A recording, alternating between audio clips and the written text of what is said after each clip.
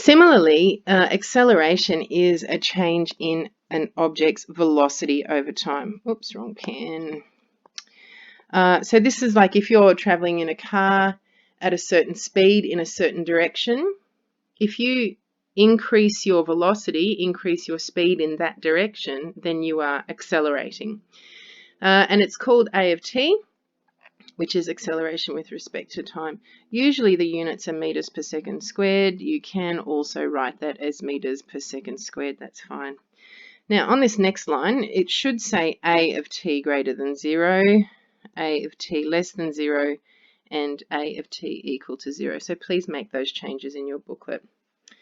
So acceleration is a vector quantity. It has a direction and a magnitude. So if acceleration is greater than 0, then the object is accelerating in the same direction as it's traveling. Think about driving in a car.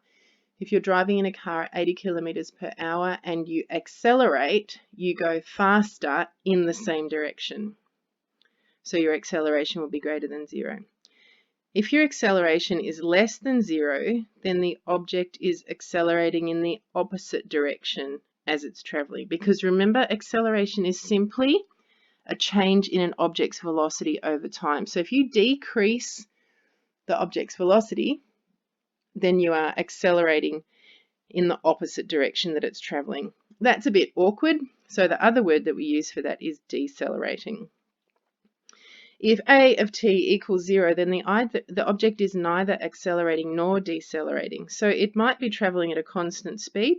If you're driving up Main North Road at 80 kilometers per hour, at a constant 80 kilometers per hour, then you're neither accelerating or decelerating.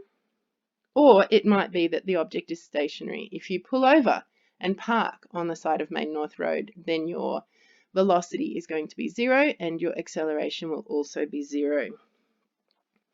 And just like the others, we've got average acceleration, which is the velocity at time 2 minus the velocity at time 1 divided by time 2 minus time 1, which is the slope of the v of t versus t graph, so the velocity versus time graph at the point t equals x.